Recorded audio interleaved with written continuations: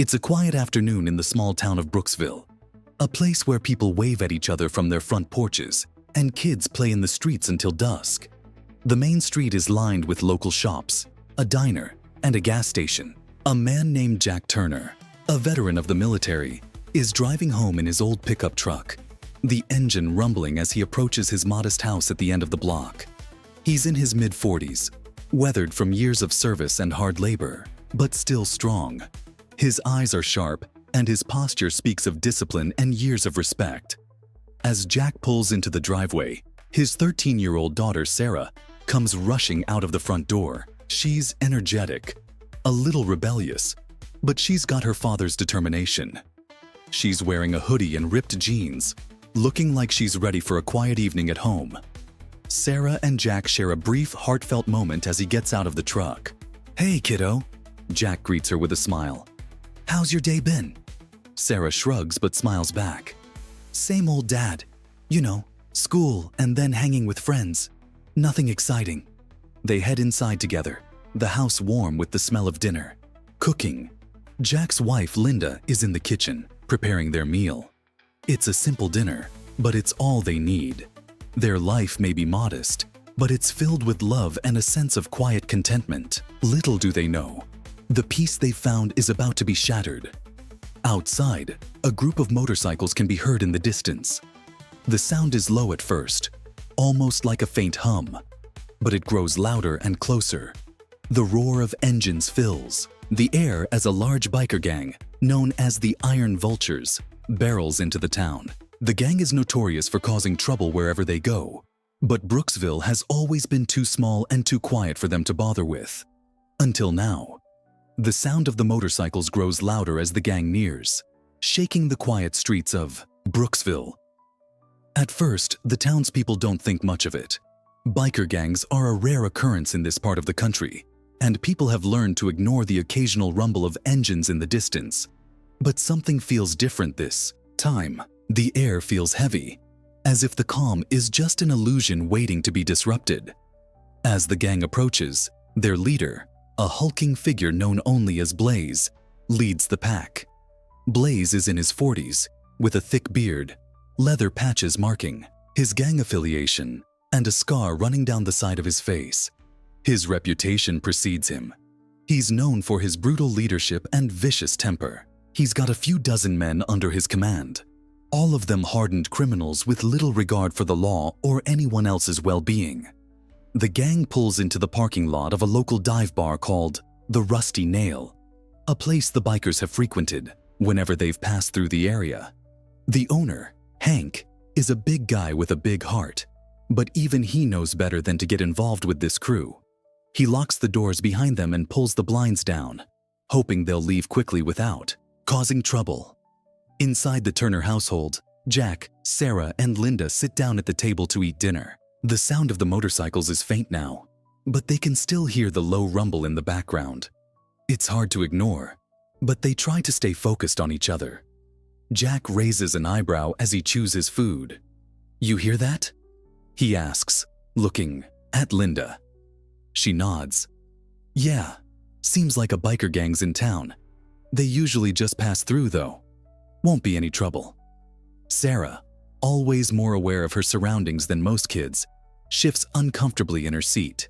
"It feels off," she says, glancing out the window.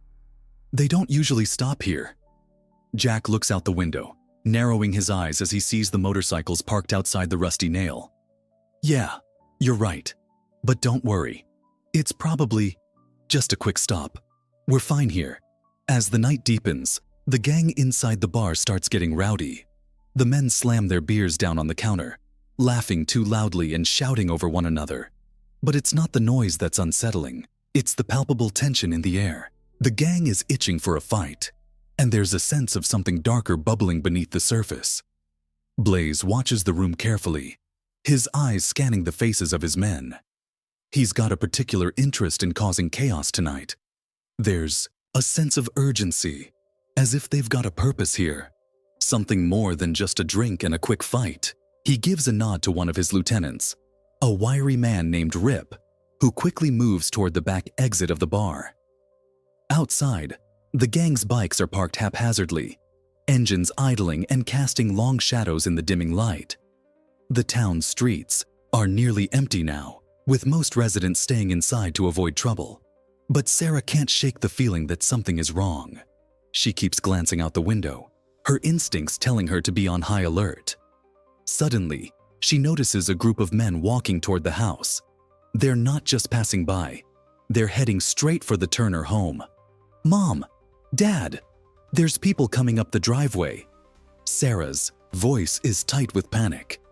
Jack stands up instantly, his chair scraping against the floor as he moves to the window.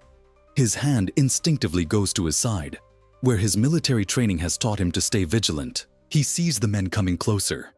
Heavy-set figures, wearing the same leather jackets with the Iron Eagle insignia of the Iron Vultures. Jack's gut tightens. "This isn't good. Stay inside, Sarah. Don't open the door," Jack orders, his tone firm and commanding. He moves to the front door, blocking it with his body. Linda follows him, her expression one of concern. "Jack, what do we do? Should we call the police?" "No time. We need to be ready. Lock the back door," Jack says, his mind racing through plans. He's no stranger to conflict, but these men are different. He's dealt with threats before, but this situation feels like it could escalate quickly. Outside, the bikers keep moving toward the house, their boots thudding heavily on the concrete. Sarah's heart races as she watches from the window. Something in her gut tells her this won't end well.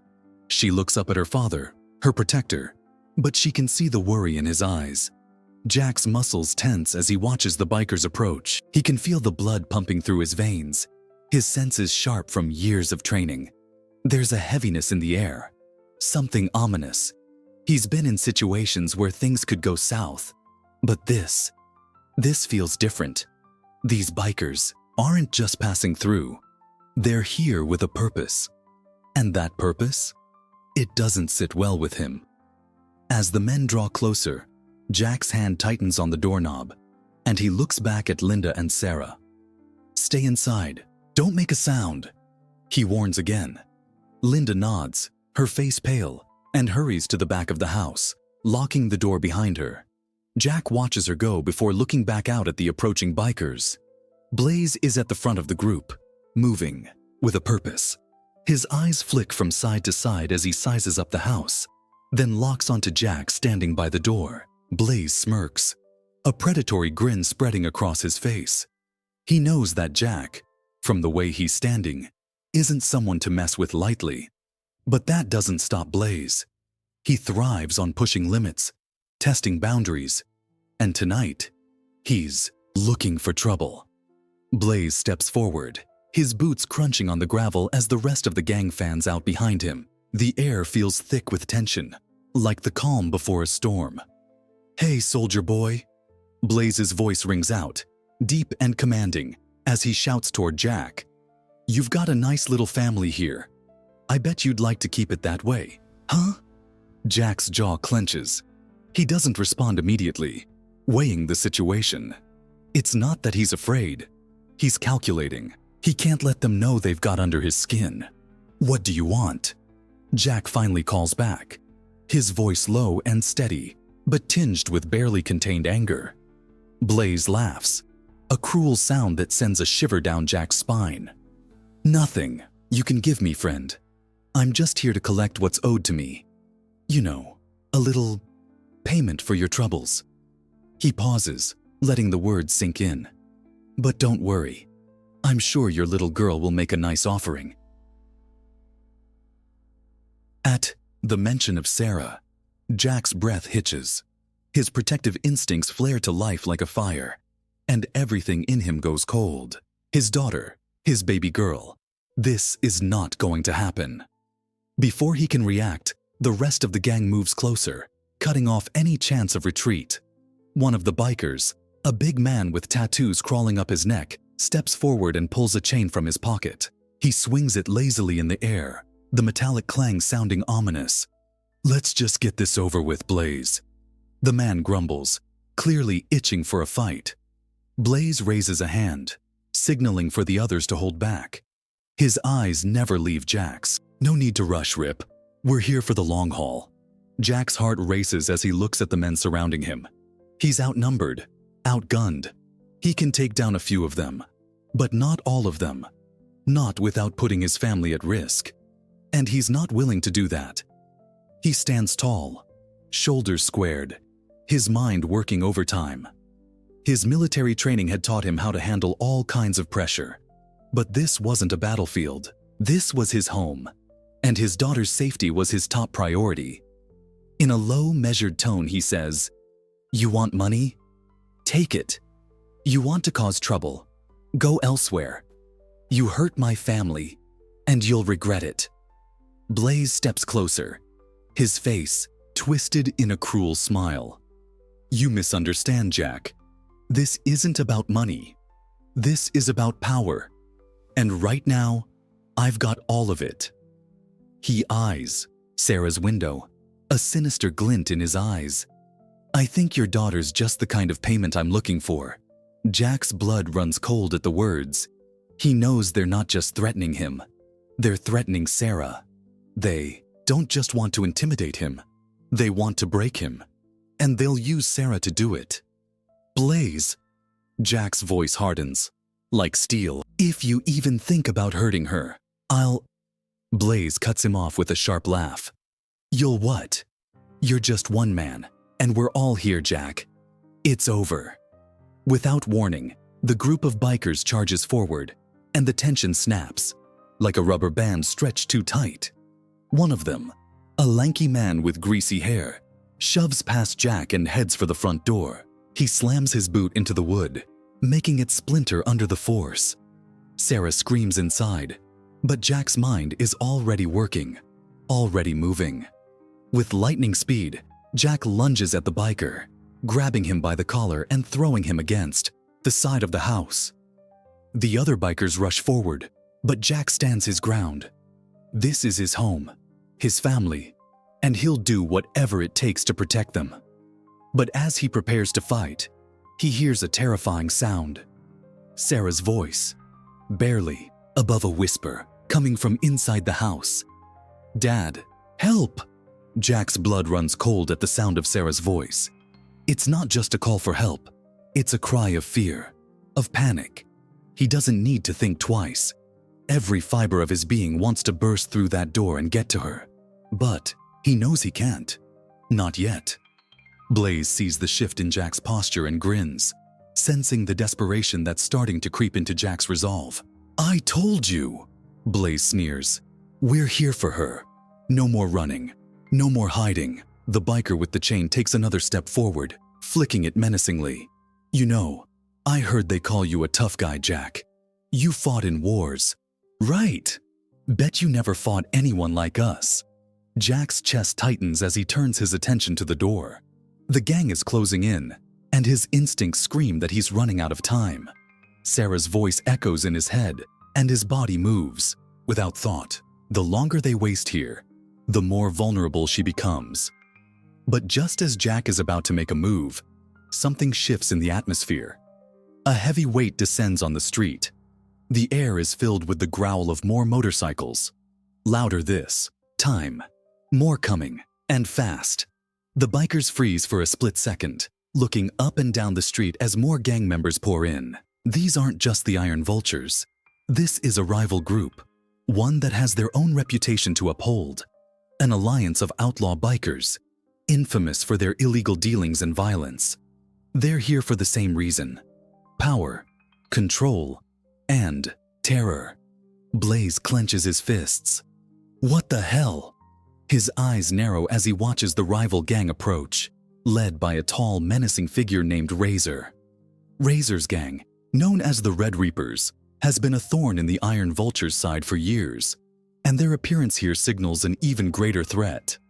"Looks like we've got company," Blaze mutters under his breath. Razor steps forward, his leather jacket adorned with skulls and red bandanas. "Blaze, I thought you knew better than to roll into our territory." Razor's voice is low, a growl more than words. "You should have stayed out of Brooksville. This town's ours now." Jack watches as the two leaders lock eyes, the tension between them palpable. The gang members from both sides begin circling, sizing each other up, ready for violence. The situation is spiraling out of control, and Jack knows he's running out of options. "Enough!" Blaze shouts, his voice thundering. "This isn't about turf. We've got what we came for, and I'm not leaving empty-handed." Blaze's eyes flick toward the Turner house, and his men begin to push forward again, their intentions clear. Jack tenses, ready to fight. But just as he's about to step in their path, something unexpected happens. One of the Red Reapers, a lanky man named Buzz, pulls out a gun and points it directly at Jack. "Back off, soldier," Buzz says with a laugh, his finger resting on the trigger. "We don't want any trouble, but we'll take care of it if we have to." Jack's mind races. He's outnumbered, and now there's a gun involved. The odds are shifting against him, and Sarah's still inside, unaware of how close the danger is. His thoughts flicker to her face, her terrified eyes, her call for help, and the need to protect her burns in his chest like a wildfire. With every muscle screaming, Jack knows this is it. The time for talk is over. He lunges forward, his body moving with the speed of someone who has nothing left to lose. The biker with the chain swings it at Jack, but he's ready. Jack ducks under the strike and grabs the chain, using the biker's momentum against him. With a grunt of effort, Jack pulls the man toward him and knocks him to the ground, sending the chain flying out of his grasp.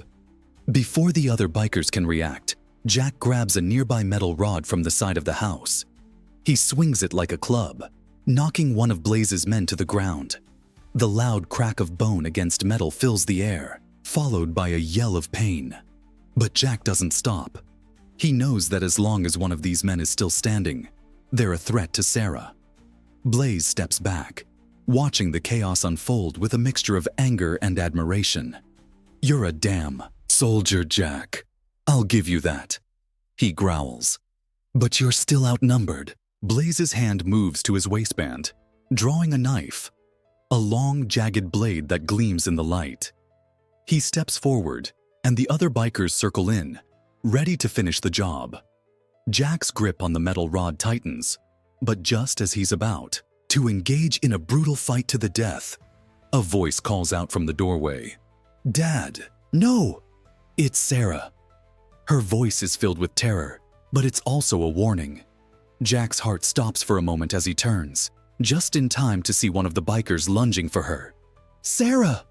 Jack roars, but it's too late. The biker grabs her, pulling her out of the doorway and away from the house. She struggles against him, but his grip is iron tight. "No!" Jack screams, his body moving with all the rage, all the fear, and all the helplessness he's feeling in that instant. He can't lose her. Not like this. Jack's world goes dark for a split second. The sight of Sarah being dragged away cuts through him like a knife. Every protective instinct he has is screaming at him to act. But the chaos around him is overwhelming.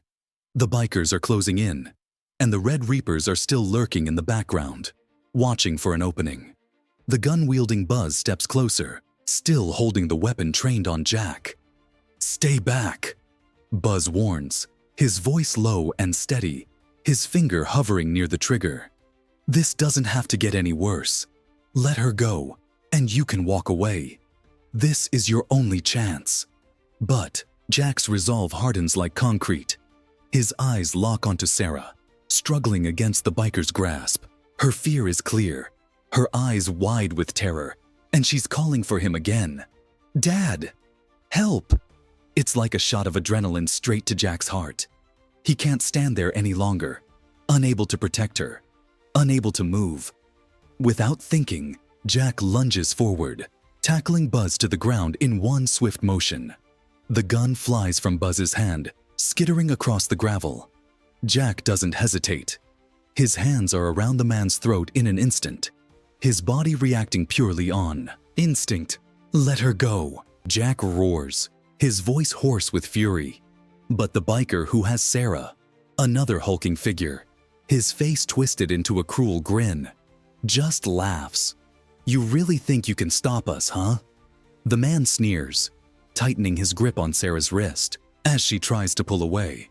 She kicks, struggles, but her strength is nothing compared to his. You're out of your depth, soldier. This is the real world. Jack's grip tightens around Buzz's neck. The Red Reaper struggles beneath him, gasping for air, but Jack doesn't care. He's running on pure rage, fueled by the desire to protect his daughter at any cost. But in the chaos, something shifts. Blaze, seeing his opportunity, pulls his knife and makes a move toward Jack. Get off him, Blaze growls, aiming to end this quickly. Jack hears him too late. As he's about to turn around, the knife slashes through the air, narrowly missing his side but slicing through his shirt. The cold steel leaves a shallow cut on his ribs, but the pain barely registers in the face of the threat to his daughter. His body is on autopilot now. The only thought in his mind, get Sarah and get her out. He throws Buzz off him with all his strength, sending the Red Reaper crashing into the ground. The man's breath comes in gasps, but Jack doesn't stop to finish him off. His eyes stay fixed on Sarah. Sarah! Jack yells again, his voice raw, desperate. Blaze steps forward, his knife gleaming, a malicious smile on his face. You really think you can stop me, Jack? It's too late now. He takes another step, and before Jack can react, he's on him, swinging the blade with deadly precision. But Jack doesn't flinch. He's been through worse. His military training kicks in, and he grabs the knife-wielding arm, using the momentum against Blaze. The two men struggle, Jack's strength fighting against Blaze's brute force. They grapple, locked in a dangerous tug-of-war. In that moment of chaos, Sarah manages to free herself from the biker's grip.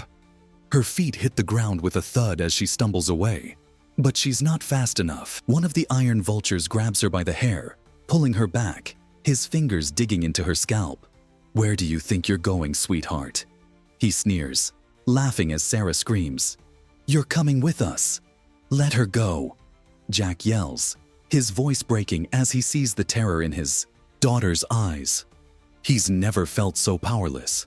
He's still struggling with Blaze, but something shifts in him. The cold, calculated soldier is gone. In that moment, all he can think about is Sarah, her safety, her well-being, and that feeling drives him past the point of reason. With a surge of adrenaline, Jack finally overpowers Blaze, slamming the biker into the ground with a bone-jarring thud. But the damage has been done. Sarah's been grabbed again, this time by a different man. A younger, more aggressive member of the gang. He pulls her toward one of the motorcycles, yanking her arm behind her back. Dad, help! Sarah cries again, her voice breaking with fear. Jack's body moves before his mind catches up. He charges at the biker holding Sarah, his fist connecting, with the man's jaw in a brutal, swift punch that sends him reeling. But as Jack moves to grab Sarah, a new voice calls out from the edge of the street. Leave them alone! A new figure enters the scene. An older man, walking with a cane, his face hidden behind dark sunglasses. He's got a military posture, the same sense of discipline that Jack has. But there's something off about him, something that doesn't quite fit in this situation. He's alone, and yet, he's standing between Jack and the gang, as if he's here for a reason. Blaze, still on the ground, looks up at the stranger, a hint of confusion on his face. Who the hell are you? He demands, his voice dripping with venom. The older man doesn't answer immediately. He steps forward, his cane tapping the ground with each measured step. Finally, he speaks. I'm someone who doesn't take kindly to bullies, he says coldly, his voice low but commanding. At his words, the bikers pause, a few glancing at each other, unsure of how to react. But Jack doesn't have time to consider who this man is or what his intentions are. His focus is entirely on Sarah. The older man steps forward, and his presence feels like a force of nature. There's something about the way he carries himself, calm, calculated, and unyielding, that makes even the hardened bikers hesitate. For a brief moment, The chaos of the situation slows down. The gang members exchange uneasy glances, unsure of what to make of this newcomer. Blaze snarls, struggling to his feet. "What's this? Another hero coming to save the day?" His voice drips with sarcasm, but there's a flicker of uncertainty in his eyes. The stranger doesn't respond, his gaze fixed firmly on Blaze, unwavering and steady. Jack doesn't have time for this. His focus is on Sarah, her terrified eyes still locked on his.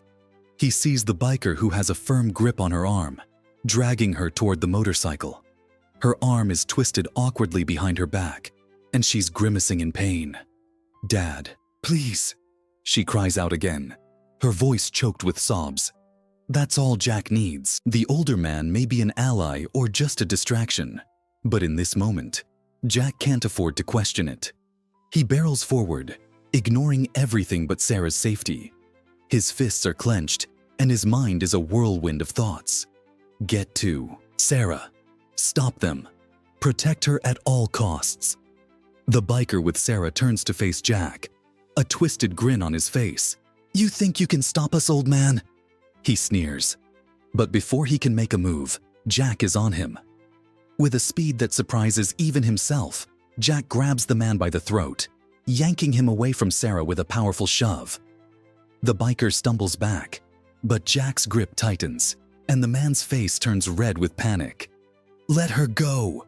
Jack roars. The biker struggles, but Jack is relentless. He slams the man into the side of the motorcycle, causing the bike to topple to the ground with a loud crash. The other gang members move in, but the older man raises his cane, pointing it in their direction with an authority that makes them pause. "Stay back," the older man warns, his voice cold, but there's a calmness to it that makes the bikers think twice. They hesitate, unsure of how to react to the new threat. The silence is broken by a sharp, desperate cry from Sarah. Jack's heart skips a beat as he turns to see the biker who had been holding her is now reaching for something tucked in his jacket. A knife. "Sarah," Jack shouts, moving toward her again. But the older man's cane strikes like lightning. With one swift, calculated motion, he sweeps the cane out from under the man's feet, sending him crashing to the ground. The knife slips from his hand, skittering across the gravel. Jack moves to grab Sarah, pulling her into his arms. "We need to go now," he urges, his voice hoarse with panic. His eyes dart toward the other gang members, who are beginning to regroup, their anger rising. Blaze, now fully on his feet, wipes the blood from his lip, his eyes blazing with fury. "You think this is over? You think you're leaving with her?" he snarls.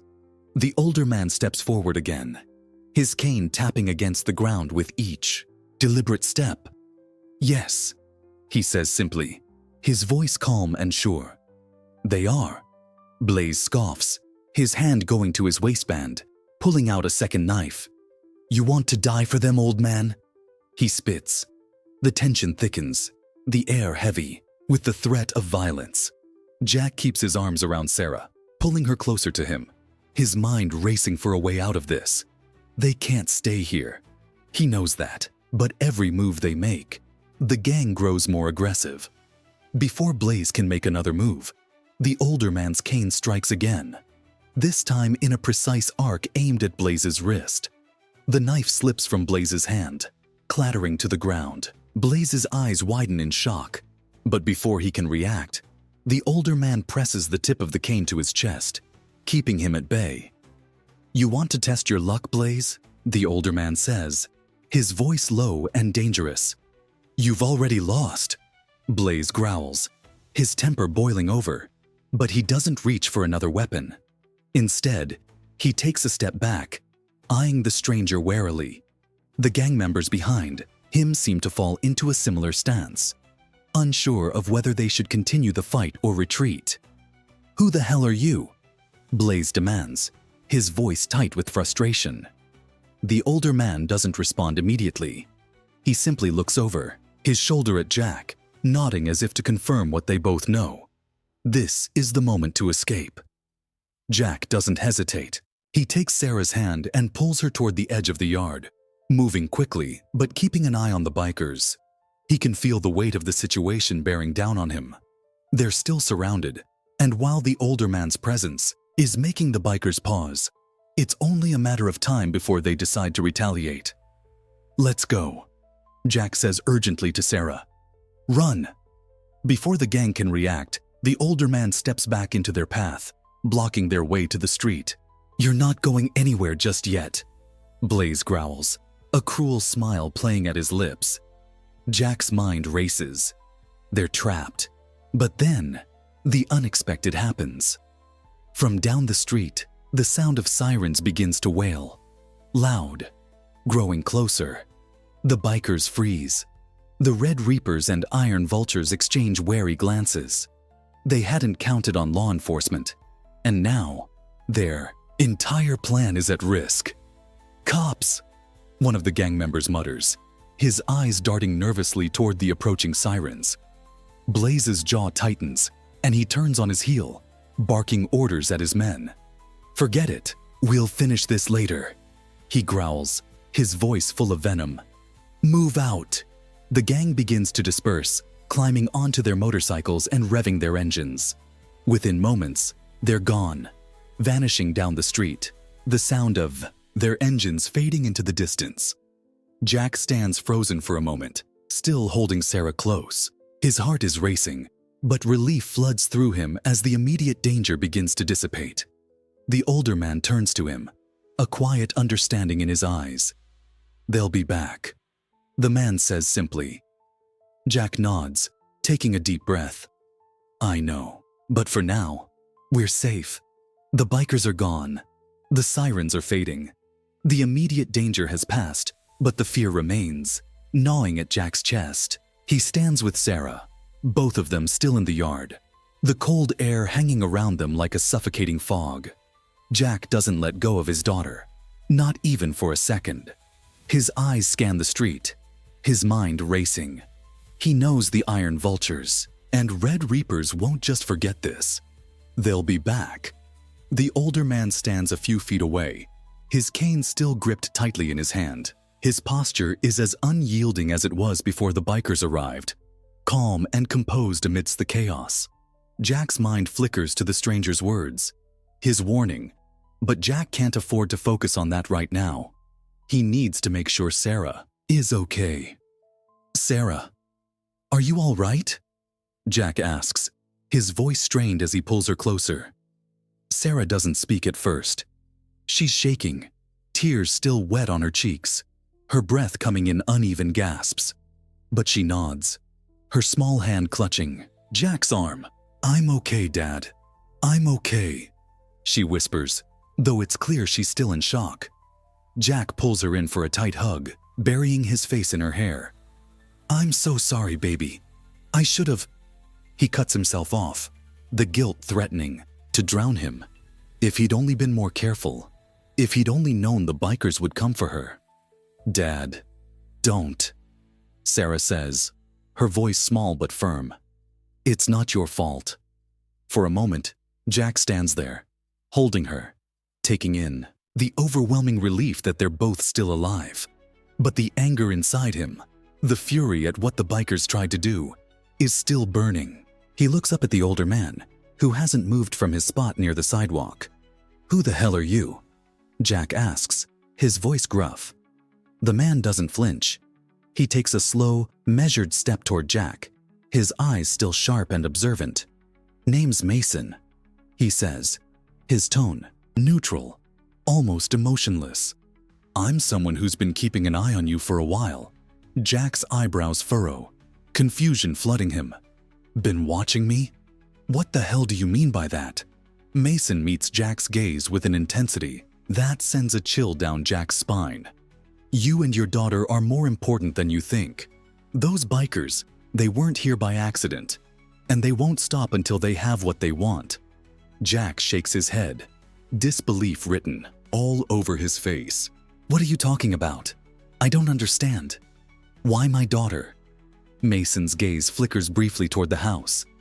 "You fought in the war, right? I know your service record. You're a soldier. But this isn't about that anymore. This is about something else.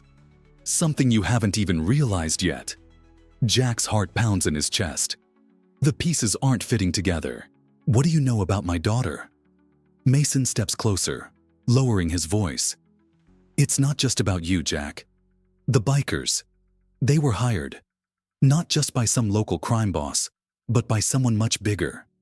And Sarah, she's connected to all of this. Jack's mind spins, his thoughts rushing to catch up with the words. He looks down at Sarah, still holding her close. What the hell does that mean? Connected? My daughter's just a kid. I know, Mason says softly. But trust me, she's not just any kid. There's something about her they want. Something that could change everything. Jack's head is spinning now.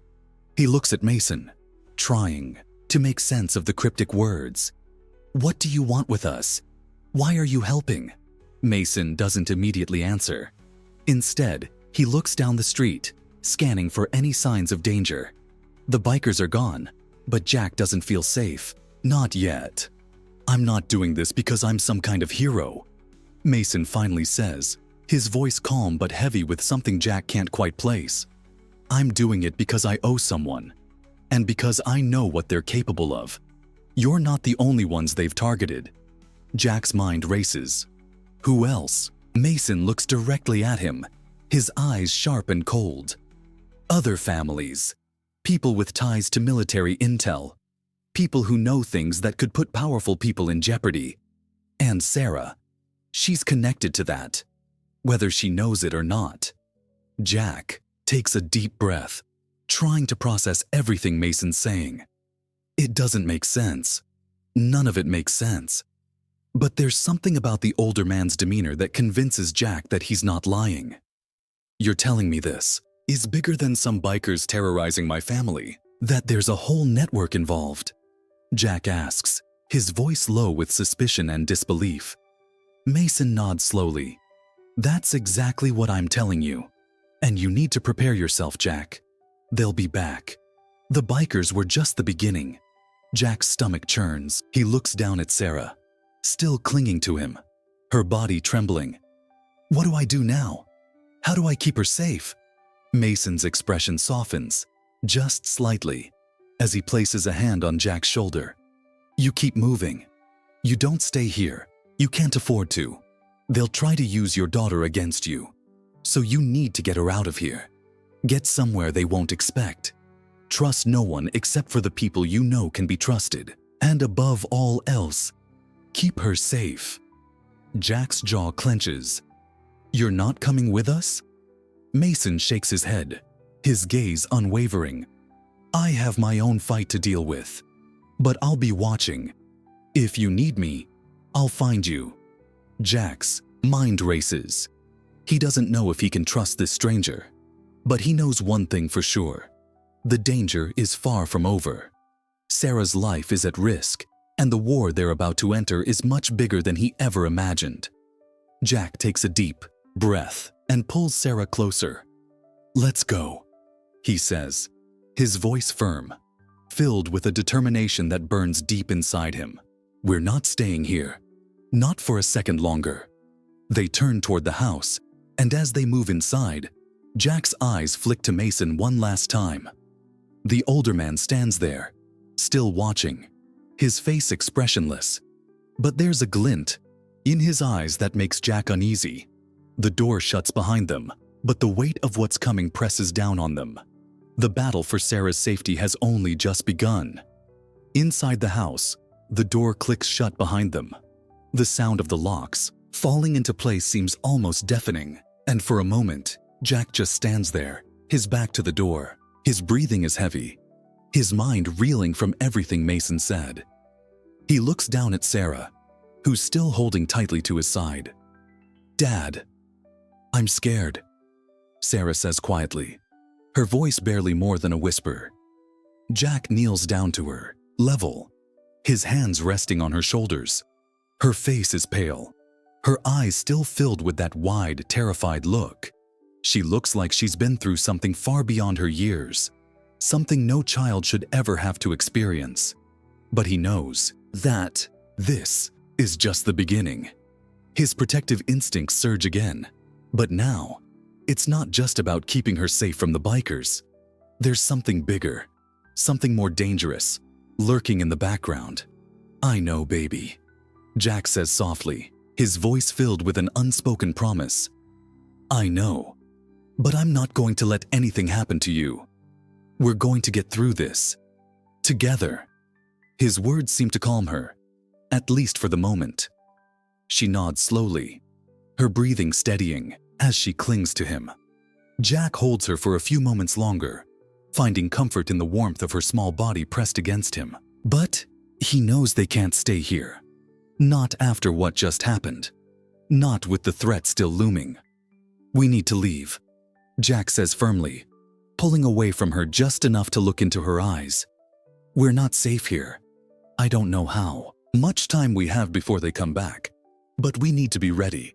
Sarah nods again, her expression turning serious. She's a smart girl, and though she's scared, she knows her father isn't one to make empty promises. She trusts him, and in this moment, that trust is all Jack has to hold on to. Jack glances around the house, his military instincts kicking in. It's quiet, too quiet. His mind runs through possible escape routes, potential dangers, anything that could help them get out of here if things go south. He moves quickly, gathering a few essentials. His gear, his phone, anything he might need to protect Sarah. As he's moving through the house, his phone buzzes in his pocket. He stops for a moment, heart racing. He pulls it out, glancing at the screen. It's a text from an unknown number. "We know where you are. Move. Now." Jack's blood runs cold. His instincts flare, and in that moment, he knows they're being watched. It's not just the bikers. Someone else is aware of their every move. The warning is clear, too clear to ignore. "Sarah," Jack says, turning quickly to his daughter, his voice sharp with urgency. "Pack a bag. We're leaving in 5 minutes. Don't ask questions. Just do it. We don't have time." She looks at him, confusion and fear flashing in her eyes. But she doesn't argue. She heads to her room, Jack watching her every move. He doesn't know who's watching, who's sending these messages, but he doesn't have the luxury of doubt.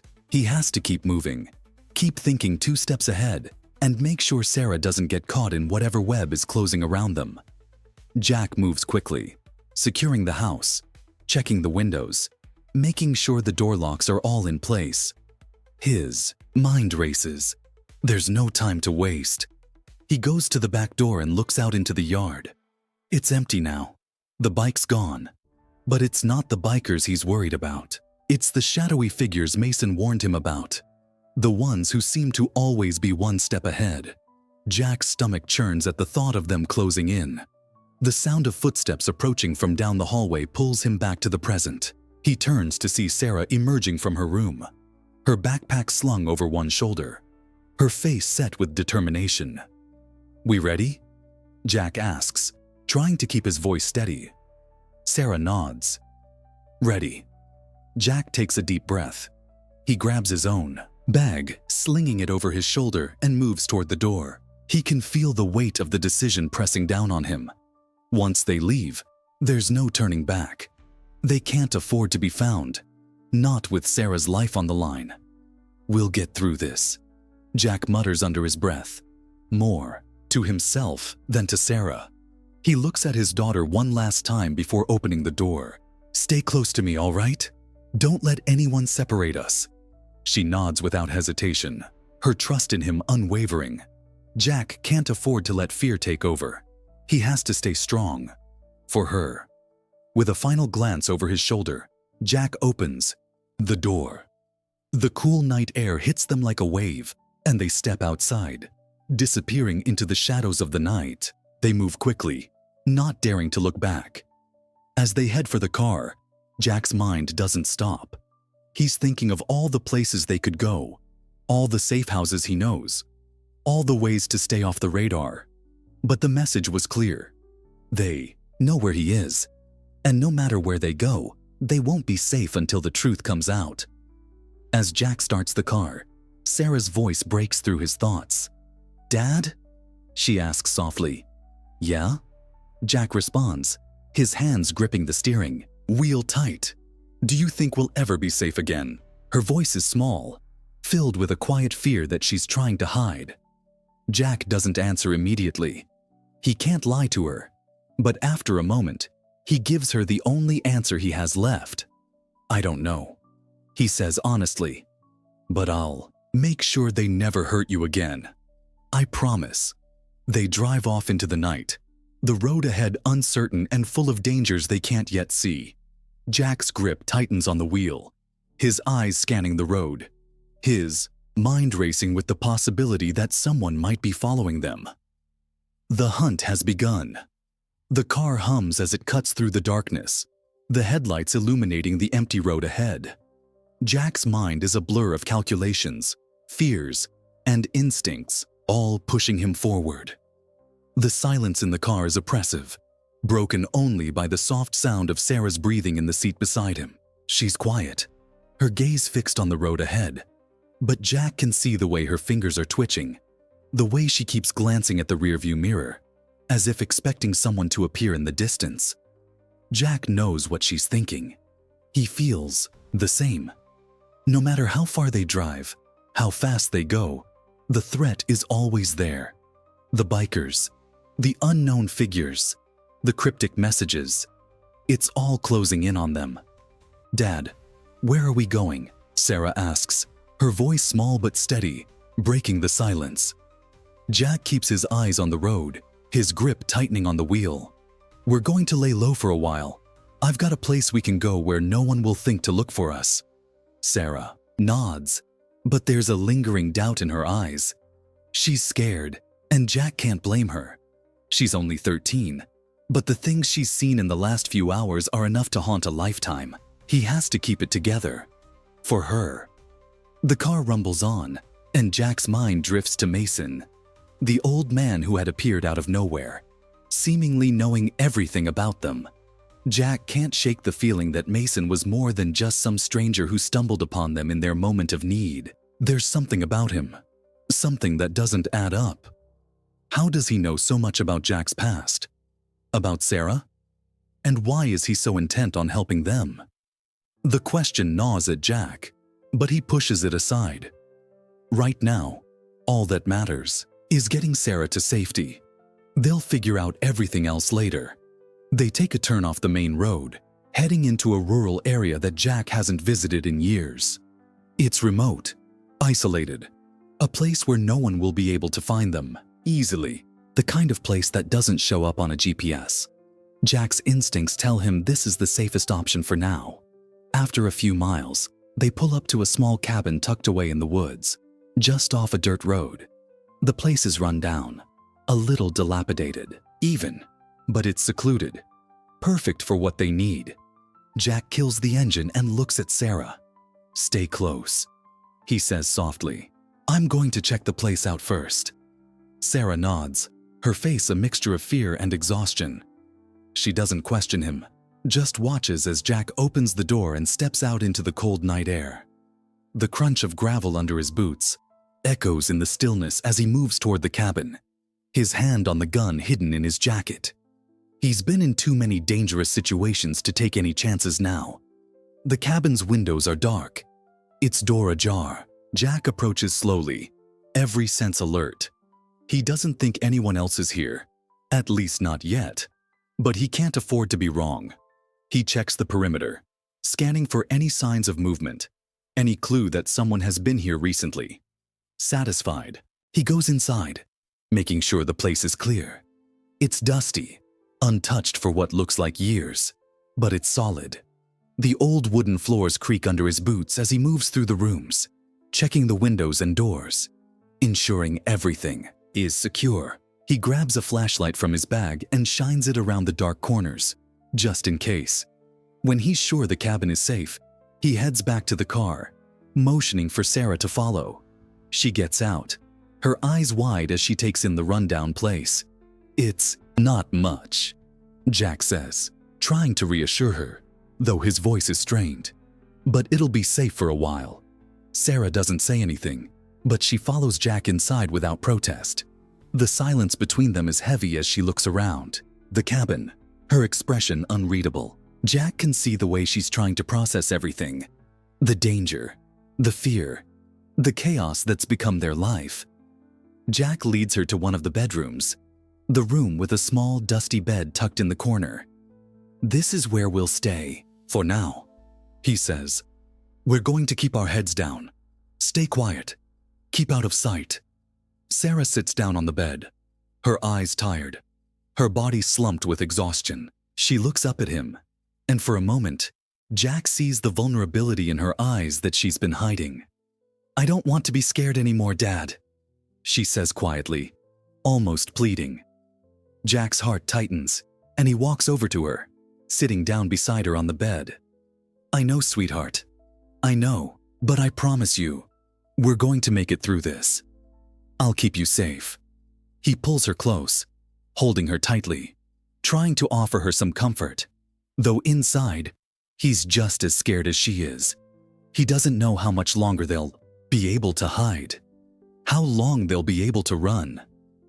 Outside, the wind picks up, the trees swaying in the darkness. Jack listens closely, his senses heightened, expecting at any moment to hear the roar of motorcycle engines or the screech of tires on gravel. But it's quiet, too quiet. A few hours pass, and the tension in the cabin is palpable. Sarah falls asleep in his arms, exhausted from the ordeal, her small body curled into his side. Jack watches over her, his thoughts spinning, his mind racing with the events of the day. The bikers, Mason's warning, the cryptic messages. They're all part of something bigger, something he's only beginning to understand. Just as Jack starts to drift off, his phone buzzes again. His heart skips a beat as he fumbles for the device. It's another text. "You're not safe. They know where you are. Move again." Jack's blood runs cold. The fear he had been pushing away rushes back with full force. They're not safe. Nowhere is safe. He looks down at Sarah, still peacefully sleeping in his arms. He can't let her see the fear that's rising inside him, but it's there, crawling beneath his skin. There's no more time to waste. They can't stay here. Not anymore. Jack stands, careful not to wake Sarah, and moves quickly to gather their things. He knows they have to leave. Again. The night is still young, and the danger is only just beginning. This time, they won't stop running until they find the answers they need. With one last look at the cabin, Jack heads for the door, the weight of the world pressing down on him. He doesn't know where they'll go next, but he knows one thing, for sure. They're not safe yet. Jack steps out of the cabin into the biting night air, his mind racing. The phone buzzed again, the same ominous message. He takes a deep breath, fighting to steady his nerves. He can feel the weight of the situation closing in on him. Everything is happening too fast, and there's nowhere to hide. The world around them is spinning, and he's scrambling to keep up. He glances back through the open door at Sarah, still sleeping. Her small, peaceful form a stark contrast to the chaos that has consumed their lives. He can't afford to waste time, but he pauses for a moment, feeling the weight of the responsibility settling heavily on his shoulders. She's depending on him. His thoughts turn to the text. "They know where you are. Move again." Jack's fingers curl around the edge of the doorframe. Who are they? How do they know about this place? And why haven't they shown up yet? It doesn't add up. There's a feeling in his gut, an instinct, telling him that they are being tracked closely. It's not just the bikers. Someone is orchestrating this, pulling the strings. He steps away from the cabin, careful not to make any noise. The woods around them are dark and dense, the trees swaying gently in the night breeze. Jack looks up at the sky, the stars barely visible through the thick canopy above. In the silence, the only sound he can hear is his own breath, heavy and uneven. It feels as though the world has gone still, waiting for something. But he knows it won't stay quiet for long. Jack pulls his phone from his pocket again, his hands trembling slightly. He scrolls through the messages, hoping for something, anything, that might give him a clue about who's behind this. The number is unknown, the message is cryptic and unhelpful. But then he notices something, a pattern. The messages are always timed, and they've been coming every couple of hours, almost like clockwork. They know where he is. They've been watching him, tracking his movements. The thought sends a chill through him. He's been careful, too careful for anyone to have gotten close. But these messages tell a different story. He's not just being followed, he's being hunted. Jack slips the phone back into his pocket and heads for the car. He can't stay here anymore. There's no point in hanging around, waiting for them to catch up. The place is compromised. The only option left is to keep moving. He'll keep Sarah safe, even if it means staying one step ahead of whatever's chasing them. He opens the door of the car and gets in, starting the engine quickly. The car rumbles to life, the headlights cutting through the darkness. He glances back at the cabin once more before pulling away, the gravel crunching under the tires as he accelerates down the dirt road. The woods close in around them as they drive, the road winding and treacherous in the dead of night. Jack keeps his eyes on the rearview mirror, watching for any sign of movement, any headlights that might follow them. But there's nothing. It's as if the world has gone eerily quiet. After a while, Jack glances over at Sarah. She's still asleep, her head resting against the window, her breathing soft and steady. He feels a pang of guilt. He's dragged her into this nightmare, pulled her from one danger to the next. But there's no going back now. He's committed to keeping her safe, whatever it takes. Minutes pass, then hours. Jack drives on, not stopping, his mind consumed with thoughts of what's coming next. He needs a plan, but the only thing he knows for sure is that he can't trust anyone, not even the people who might be trying to help. The warning from Mason still echoes in his mind. The bikers weren't the only threat. The bigger picture is unfolding, and he can't see the full scope of it yet. But every piece is falling into place, and the danger is only getting closer. Finally, as dawn begins to break, Jack pulls into a small, secluded gas station on the outskirts of a nearby town. He parks the car behind a row of pumps, keeping the engine running. He glances at Sarah, who stirs slightly in her sleep but doesn't wake. The thought of stopping here makes him uneasy. It's not exactly a safe haven, and anyone could show up at any time. But he's running low on fuel, and they need supplies. Jack knows they can't keep moving forever without restocking. The road to nowhere is long, but they need provisions if they're going to survive. Jack gets out of the car, checking the area carefully before heading toward the gas station's convenience store. His steps are quick, calculated. He moves with the same discipline he learned in the military, always aware of his surroundings, always scanning for threats. The station is empty, the lights flickering above.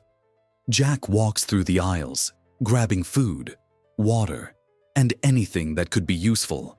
First, aid supplies, extra blankets, a few cans of gas for the car. His movements are swift and purposeful, and he can't shake the feeling that he's being watched. The hairs on the back of his neck stand up as he heads toward the counter to pay. The man behind the counter looks up as Jack approaches. He's a lanky, disheveled man, mid-30s, with unkempt hair and tired eyes. He doesn't look like much of a threat, but Jack doesn't trust anyone right now. "Everything okay?" the man asks, his voice too casual for the circumstances. Jack nods, trying to keep his expression neutral. "Just filling up. Got a long drive ahead." The man nods slowly, his gaze lingering just a little too long. Jack doesn't say anything, paying for the supplies as quickly as possible. He can feel the man's eyes on him, like he's sizing him up, looking for something. Jack ignores him and grabs the bags, heading back to the car. As Jack gets into the car and starts the engine, he catches a glimpse of the man through the rearview mirror. still watching him from the window. Jack's pulse quickens, but he doesn't stop. He knows what this feels like. He's been in situations like this before, where you can't trust anyone, not even strangers in small-town gas stations.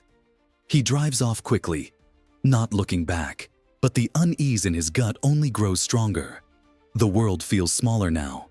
Every corner they turn, every stop they make, another potential danger lurking just beyond their reach. But he has no choice. He can't afford to slow down, not with Sarah's life hanging in the balance. The car pulls back onto the main road, the tires crunching over the gravel as Jack accelerates. The sun is barely beginning to rise, painting the horizon in muted oranges and reds. It's a new day, but the sense of unease lingers like a storm cloud, hanging heavy over them. Jack's eyes flick to the rearview mirror once again, scanning the empty road behind them. There's no sign of anyone following them. No headlights creeping up in the distance, but the silence feels like a trap. The world is too still. He glances over at Sarah, who's now awake, her eyes wide with exhaustion but still alert. She hasn't said much since they left the cabin, and Jack knows she's processing everything in her own way. He wishes he could protect her from the chaos, shield her from the dangers that seem to be closing in on them from all sides. But he's running out of options. "Are you okay?" Jack asks quietly, his voice soft despite the urgency. He wants to offer her comfort, but the words feel hollow in the face of everything they've been through. Sarah nods, though there's a distant look in her eyes. She's trying to be strong, but Jack can see the toll it's taking. The fear, the uncertainty. They're impossible to hide. "I'm fine," she says, her voice shaky. "Just tired. I don't want to keep running, Dad. When will it end?" Jack's heart aches at the question. He doesn't have an answer. He wishes he did. The truth is, he doesn't know if there's an end in sight. They're on the run, and every step forward feels like they're being pushed further into a corner. The bikers, the cryptic texts, the sense that they're being hunted. It's all a puzzle that Jack hasn't yet been able to piece together. "We'll find a way out," he says, trying to sound confident, even though his own doubt gnaws at him. "We just need to stay ahead of them. Keep moving. We'll figure it out." Sarah doesn't say anything, but she nods again, her eyes turning toward the window. Jack can see the fatigue in her posture, the way her shoulders slump, even as she tries to stay alert. She's been through so much already. He wishes he could take it all away, make her childhood as it should have been. Safe, carefree. But that's not the reality they're living in anymore. They drive for hours, the miles ticking by in an eerie silence. The landscape outside the car window shifts from dense forests to barren stretches of highway, and the further they go, the more isolated they become. Jack's eyes flicker constantly between the road ahead and the rearview mirror, never allowing himself to relax. He can feel the eyes of whoever is chasing them on his back, even though he can't see them. It's like an invisible presence, a threat lurking just out of sight. By late afternoon, they come upon a small, run-down motel just off the highway. It's a far cry from anything resembling a safe place, but Jack doesn't have a choice. He pulls into the lot and parks under a flickering neon sign that reads, "Vacancy," in dim, unreliable light. The place is empty, quiet, save for the low hum of an old air conditioner on one of the rooms. Jack doesn't trust it, not in the slightest, but he needs to get off the road, get a few hours of rest. They're both running on fumes, and he can feel the exhaustion beginning to cloud his judgment. He won't last much longer if they don't stop. "Stay in the car," he tells Sarah, his voice firm despite the exhaustion. He's not going to take any chances. Not here. The last thing he wants is for someone to see her alone in the car, to make her an easy target.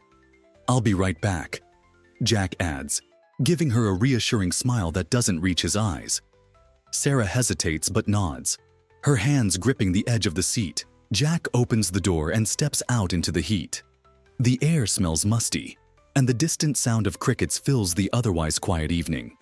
He approaches the motel office cautiously, his eyes scanning the area for anything unusual.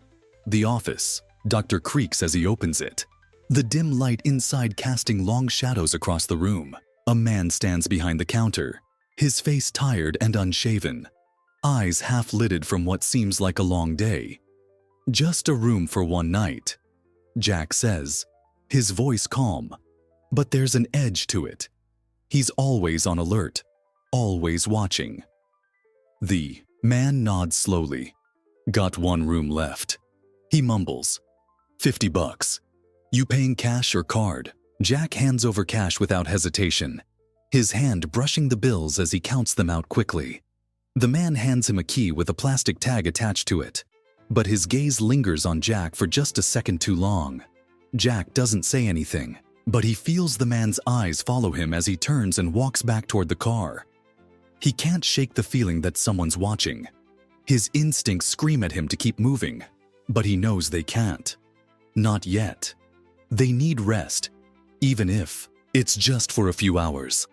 When Jack gets back to the car, Sarah is still inside, her head resting against the window again. He opens the door and slides into the driver's seat, his hands tight on the wheel as he starts the engine once more. "We're staying here for the night," he tells Sarah, trying to sound reassuring. "Just for a little while. We need to rest, but we'll be up and moving again before sunrise. Understand?" Sarah doesn't answer right away. She just nods slowly, her eyes still heavy with exhaustion. "Can I sleep inside?" she asks quietly. "I'm really tired, Dad." Jack feels the weight of her words. It's hard enough to keep her safe when they're on the move, but he knows she's just a kid. She deserves more than this life on the run. She deserves peace, but there's no time for that. Not yet. "Yeah, we'll go inside. Just stay close to me. Okay?" Jack says, his voice gentle but firm. He drives them to the room, glancing around the parking lot one last time before exiting the car. They head inside, Jack checking the area around them before unlocking the door and stepping into the dimly lit room. It's small, with 2 worn-out beds and the faint smell of old cleaning products. But it's enough. For tonight, it's enough. Jack closes the door behind them and locks it. He moves quickly to the bed, sitting down beside Sarah as she crawls into one of the beds, her tired eyes heavy as she snuggles under the thin blankets. Jack sits in the chair near the window, his back straight, eyes scanning the parking lot outside. He can't shake the feeling of being watched. The hairs on the back of his neck are on end, his senses heightened. The quiet of the night presses in on them, and Jack's thoughts return to the bikers, the cryptic messages, the shadowy figures that seem to be everywhere.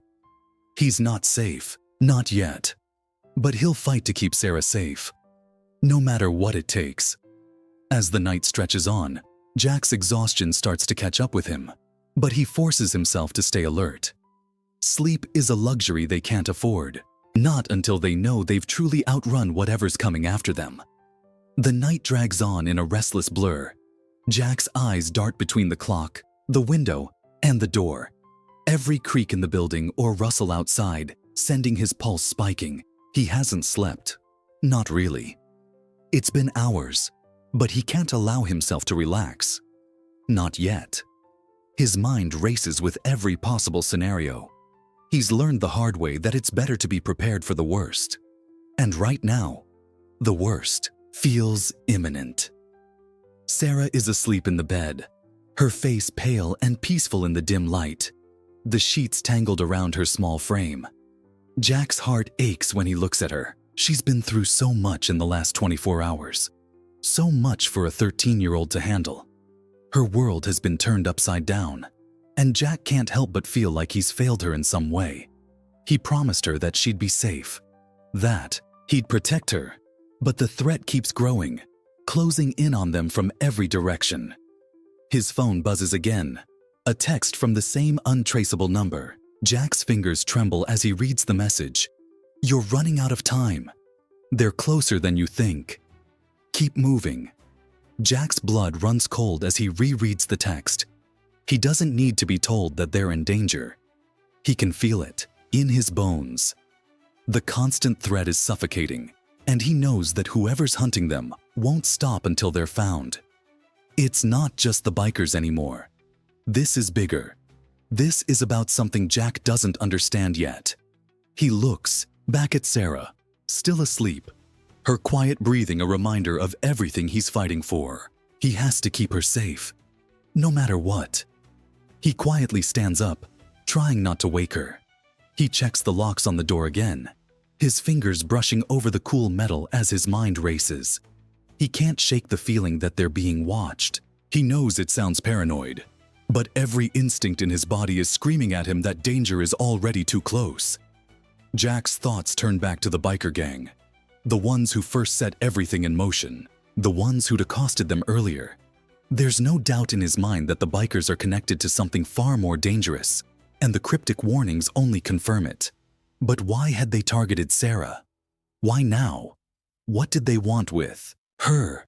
The questions gnaw at him, but the answers remain just out of reach. His only choice is to keep running, to keep moving, and hope that he can find the pieces of the puzzle before it's too late. He grabs his jacket and heads for the door, stepping out into the chilly morning air. The sun is barely up, casting a faint orange glow over the horizon. The parking lot is quiet, and Jack takes a slow, steadying breath, keeping his senses sharp. He looks around, scanning the area for any sign of movement, but the lot is still. He walks to the car, checking the windows, the tires, anything that might give him a clue that someone has been tampering with it. The car is fine, but his gut tells him it's only a matter of time before they're discovered. They have to leave now. He moves quickly, his heart pounding in his chest as he returns to the room and gently shakes Sarah awake. Her eyes flutter open, confusion clouding her face for a moment before recognition sets in. "Dad?" she asks, her voice hoarse from sleep. She rubs her eyes, still groggy. "What's going on?" "We have to go, Sarah," Jack says, his tone low but urgent. "We can't stay here." Sarah doesn't question him. She sits up and starts gathering her things without hesitation. Her movements automatic. Jack can see the fatigue in her eyes, but she's learned quickly how to follow his lead when things get dangerous. She's stronger than she looks, and he's thankful for that. They pack their bags in silence, Jack keeping one eye on the door as he finishes gathering their things. When everything is ready, he moves to the door and opens it just a crack, peering out into the parking lot. It's still empty, but something doesn't feel right. He can feel it in his gut. They're being watched. He takes a deep breath, steeling himself. They have to move fast.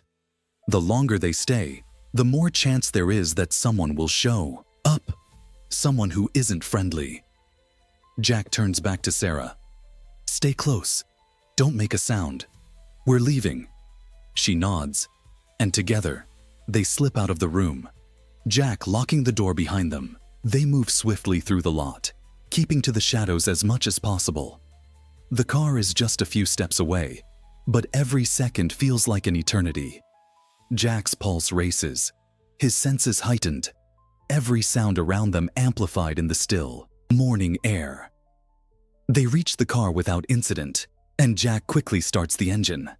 The tires screech as they pull away from the motel, the gravel crunching beneath them as the car picks up speed. Jack doesn't look back. He knows that the moment they leave, they'll be on someone's radar. They drive in silence for the next few hours. The road's empty, the landscape blurring by in a haze.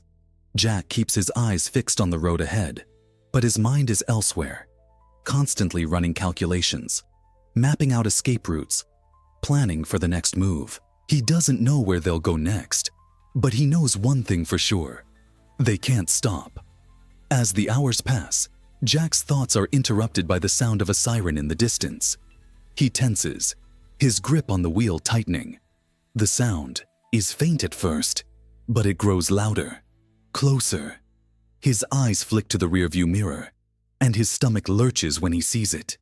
A black motorcycle, its engine roaring as it speeds up behind them. "Dad," Sarah whispers, her voice barely audible. "What is it?" Jack doesn't answer. He doesn't have to. The answer is clear. The bikers are here. He floors the gas pedal, the car surging forward as he tries to put distance between them. The motorcycle follows, relentless, gaining on them with every passing second. Jack pushes the car harder, his heart hammering in his chest. He needs to outrun them, but he knows it won't be easy. The bikers are faster, more agile. They have the advantage. "Hold on, Sarah," Jack says, his voice low, his focus on the road.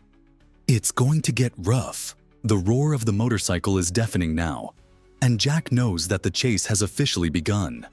They're not running anymore. They're being hunted. The world outside the car becomes a blur of motion. Trees, fields, and highways speeding by as Jack maneuvers the car in a desperate bid to lose their pursuers.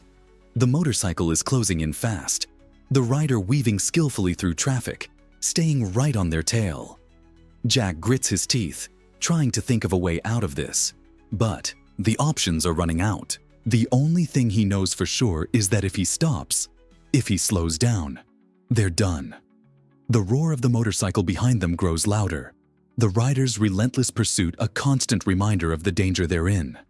Jack's grip tightens on the steering wheel, his knuckles turning white as he veers the car sharply around a bend. The tires screech against the pavement, the car lurching as he pushes it to the limit. He doesn't dare look back, but he can feel the weight of the motorcycle closing in on them with each passing second. "Dad, they're gaining on us." Sarah's voice is a mix of fear and urgency, her hands gripping the armrest beside her. Jack doesn't answer, his eyes locked on the road ahead. Every sense alert. He can hear the engine of the motorcycle revving, the sound growing louder as it closes the gap. He knows they're running out of options, running out of time. The highway stretches ahead of them, but it feels like it's closing in, like there's nowhere to go. They're not just being chased anymore. They're being cornered.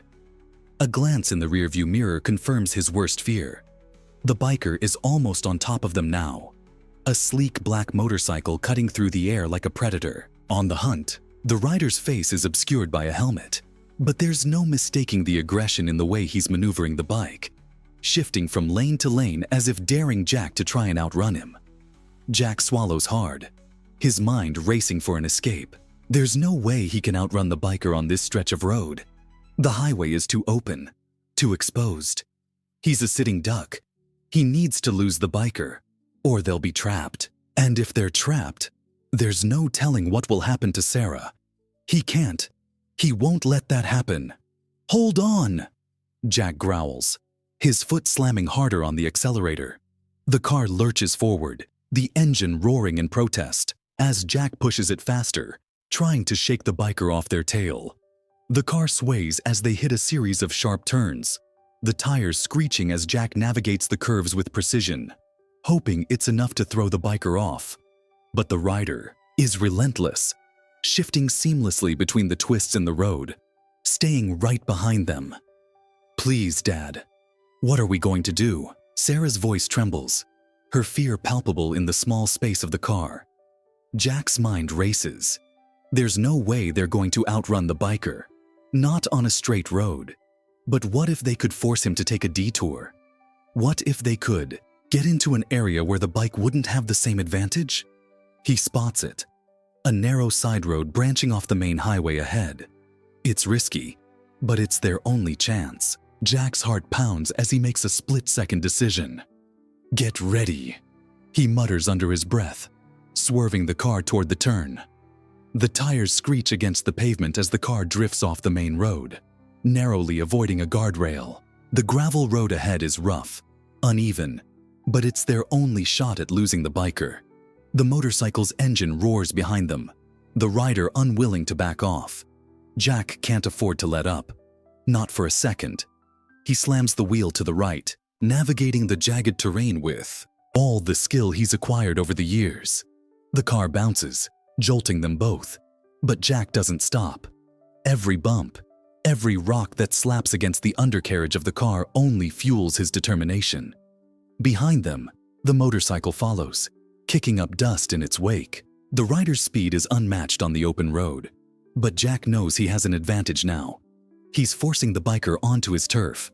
On the rough terrain, the car is more stable, more capable, but the question is, will it be enough to escape?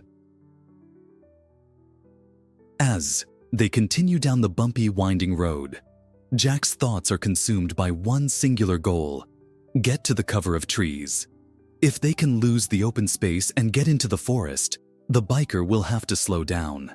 He won't be able to navigate the rough terrain as easily as they can. "Dad, I can't see anything back there," Sarah exclaims, craning her neck as she glances out the rear window. The fear in her voice sends another spike of adrenaline through Jack's veins. "I know," Jack replies, his voice strained. "We'll lose him soon. Just hold tight." But as they race down the side road, Jack realizes they're not gaining any distance. If anything, the biker seems to be getting even closer. He can't afford to slow down. Every second is crucial. The trees ahead loom closer, but there's still a stretch of open road that the biker can use to his advantage. Suddenly, the sound of another engine fills the air, and Jack's heart drops. More motorcycles. At least 2 more. Maybe 3. They've joined the chase. The original biker, now joined by reinforcements, speeds up, maneuvering through the trees in a way that makes it clear they're closing in for the kill. Jack's grip tightens on the wheel, his mind frantically searching for an out. "Dad, they're not stopping." Sarah's voice cracks with panic, her eyes wide with fear. "What are we going to do?" Jack doesn't have an answer, at least not one that will make her feel safe. The biker gang isn't just a threat anymore. They're a trap. They've been set up, and now they're surrounded. The only thing Jack knows for certain is that they can't stop. They can't afford to. If they stop now, if they let the bikers catch up, it's over. Without thinking, Jack veers off the road, heading for a narrow trail that leads into the woods. The trees close in around them, but he's not slowing down. He's not stopping. The branches scratch against the sides of the car, and the rough ground makes the car jerk and sway. But Jack's focus never wavers. The motorcycles behind them follow, cutting through the trees with ease, but the terrain is taking its toll. The bikes aren't built for this kind of ground. The roar of engines falters for a brief moment as the bikers struggle to maintain their speed on the uneven trail. Jack pushes the car harder, forcing it through the narrow, winding path. His heart is in his throat as he looks ahead, searching for a way out of this. But the deeper they go, the more isolated they become. They're trapped. Sarah's breathing is fast, her hands clutching the seat. Jack can feel her fear, her desperation. But he won't let them give up. Not now. Not ever. The sound of the motorcycles grows louder again as the bikers catch up. The chase isn't over. It's only just begun. The motorcycle engines grow louder, the roar cutting through the forest like a pack of predators closing in on their prey.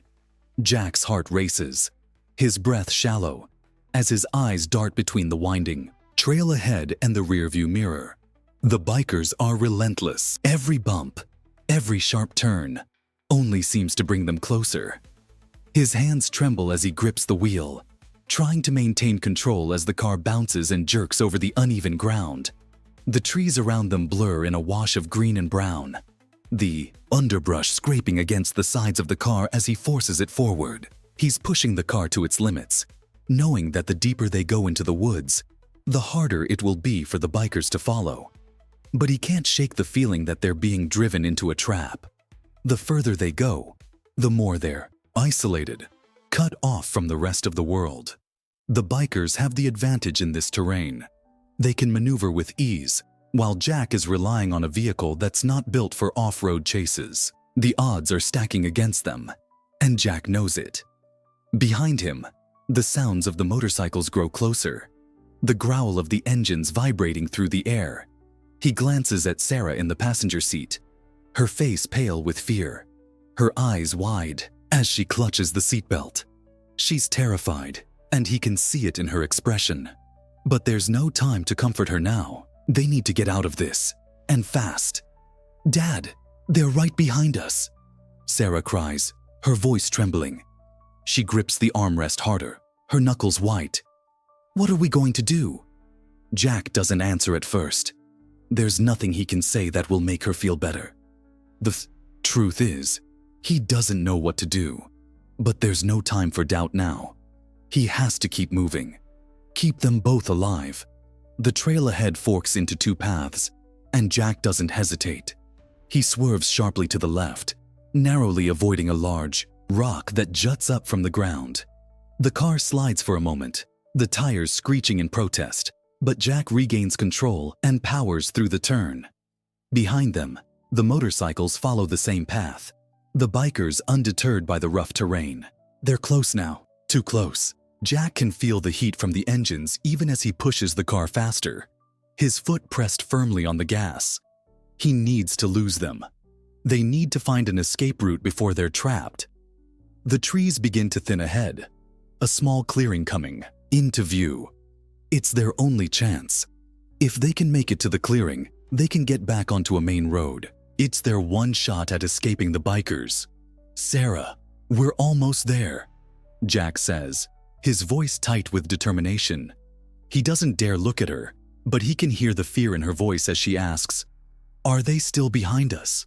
Jack glances in the rearview mirror, his stomach twisting when he sees the motorcycles getting even closer. The bikers are gaining, each one skilled enough to maneuver the uneven terrain without breaking pace. The clearing is their last hope, and they're running out of time. Just as Jack accelerates, pushing the car even harder, he hears the unmistakable sound of tires skidding on gravel. A flash of black leather appears in the corner of his vision. One of the bikers is attempting to pass them on the left. Without thinking, Jack swerves to the right, forcing the biker to fall back, but the move costs him precious seconds. The remaining bikers are right on top of them now, the roar of the engines deafening. There's no more time to strategize. He has to act. With a quick glance ahead, Jack spots an old, dilapidated bridge crossing over a narrow stream.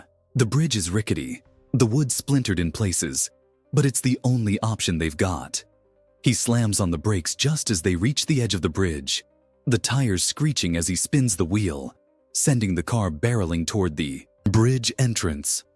The tires hit the wooden planks with a sickening thud, the car rattling violently as it crosses the bridge. The boards creak under the weight, but Jack doesn't slow down. He can hear the motorcycles coming fast behind them, the riders refusing to give up.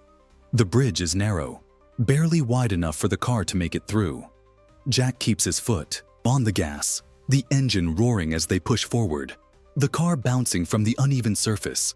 Suddenly, the sound of an engine revving much louder than the others fills the air. Jack's eyes widen in alarm as a biker pulls up alongside them on the right, the rider leaning in close, his face obscured by a black helmet. "Stop the car!"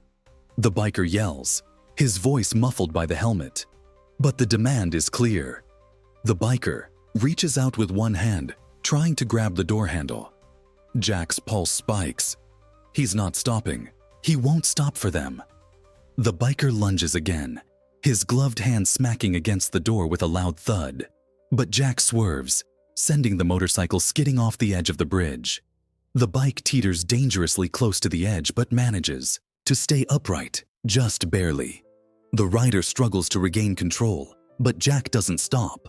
He floors the gas pedal and pushes the car forward, the tires screeching as they cross to the other side of the bridge. They've lost one of them, but the other two are still on their tail, and the road ahead is still narrow. There's no room to maneuver. Jack pushes the car through the rough terrain, the path becoming even more treacherous as they move away from the bridge and deeper into the forest.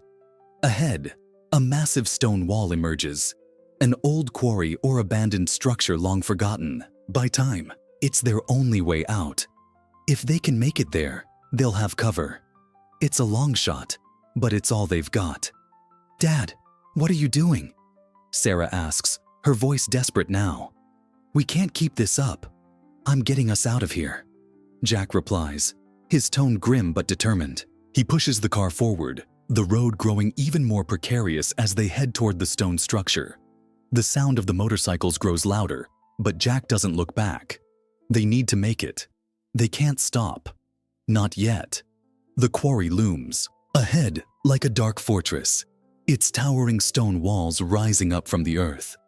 Jack can hear the roar of the motorcycles growing louder, closer with every passing second. They're almost there. The bikers are relentless.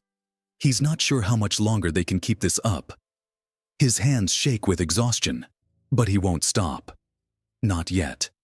Not while Sarah is by his side. The car lurches as it hits another bump, the tires struggling to maintain traction on the uneven ground. Jack's teeth clench, his focus narrowing to the stone structure ahead. It's the only place left where they can make a stand. "We're almost there, Sarah," Jack says, trying to keep his voice calm, even though his insides are twisted in knots. His eyes flick to the rearview mirror. The motorcycles are closing in. One rider on the right, another on the left. They're closing the gap. "I'm scared, Dad," Sarah says softly, her voice breaking. She's never been this afraid in her life, and it cuts Jack deeper than any blow he's ever taken. "I know, baby, but we're not giving up. Not now," he says, the words raw and desperate as they spill from his mouth. The quarry's entrance comes into view, a set of rusted metal gates, barely hanging on their hinges. Jack swerves the car hard, trying to angle it toward the gates. The tires spin and slip as the car careens toward the gate, the sound of the motorcycles growing louder behind them. Then, just as they're about to crash into the gate, Jack yanks the wheel to the right, sending the car careening sideways. The tires scream against the rough stone as the car slides into the quarry, coming to an abrupt halt just inside. Jack breathes a sigh of relief, but it's short-lived. The bikers are still coming. He looks over at Sarah, who's clutching her seat, her face pale and tense. She's terrified, but she's strong. Jack knows that she's been holding it together, just as he has. But now, there's nowhere left to run. "They're here," Sarah whispers, her voice shaking. Jack nods grimly, his gaze fixed on the quarry's entrance. The bikers are coming. They're not going to stop until they have them. He jumps out of the car, his hand gripping the door for balance, and then slams it shut. He motions for Sarah to stay inside, her wide eyes reflecting the fear he feels, but doesn't show. Jack moves quickly, darting behind a pile of old machinery, using the structure as cover. The bikers' engines roar louder, and within seconds, the first of them appears. A tall figure on a gleaming black motorcycle, helmet reflecting the dim light. Jack holds his breath, his mind racing. There are two of them now. The third biker must have stayed behind. The biker slows as he nears the car, his eyes scanning the area. Jack can't afford to wait. The biker begins to dismount, but just as he does, Jack emerges from behind the machine, pulling a small handgun from his jacket. He aims, his hands steady despite the pounding in his chest. "Get away from the car," Jack calls out, his voice low but firm. The biker freezes, his hands hovering near the waistband of his pants. For a moment, everything goes silent. The air is thick with tension. Jack's finger twitches over the trigger. He's ready to fire if it comes to that. "Easy now," the biker says, his voice muffled by the helmet. "You don't want to do this." Jack's jaw tightens. "Stay back," the biker sneers. "You think that gun's gonna stop us? You think it's gonna save you? You're already dead." Jack doesn't flinch. "I'll take my chances."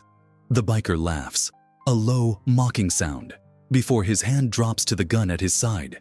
But before he can draw it, Jack pulls the trigger, the shot echoing through the quarry. The biker stumbles back, a grunt of pain escaping him as he falls to the ground, his gun still holstered.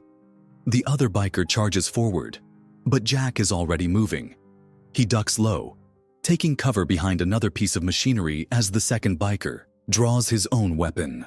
Bullets ricochet off the stone, sparking on impact, but Jack doesn't flinch. He moves swiftly, staying one step ahead. For a moment, The chaos is a blur. Gunfire, shouted curses, the screech of metal on stone. But then, everything goes quiet. The second biker is down, his weapon discarded, the air thick with the scent of smoke and adrenaline. Jack takes a deep breath, his heart racing as he looks around. The quarry is silent, the only sound the ringing in his ears. He steps out from behind cover, his eyes scanning the area. The second biker isn't moving. Jack approaches cautiously, checking for signs of life. There's none. His thoughts race. He's just taken down 2 of them, but there's still the third one to deal with. And the clock is ticking. They don't have much time. He hurries back to the car, his heart hammering. Sarah, we need to go now. Sarah is already out of the car, her eyes wide with fear, but also with a glimmer of relief. She nods, wordlessly slipping into the driver's seat. Jack takes the passenger seat, his gaze lingering on the quarry entrance. He can hear the sound of the third biker's engine coming closer. There's no time to wait, no time for a standoff. Drive, Jack orders. Sarah doesn't hesitate. She slams her foot on the gas pedal, sending the car screeching forward, bouncing over the rough terrain as the third biker appears at the entrance of the quarry, just in time to see them escape. The motorcycle revs, but Jack doesn't look back. They're on the move again. The road ahead is uncertain, but as long as they keep moving, they have a chance. The car races through the trees, Jack's pulse slowing, his mind still spinning. But one thought, he lingers. They're not out of danger yet. There's still the final confrontation to face. The biker gang's true intentions, the mastermind behind it all, the real reason they're being hunted. But for now, Jack and Sarah are safe. For now, they've escaped.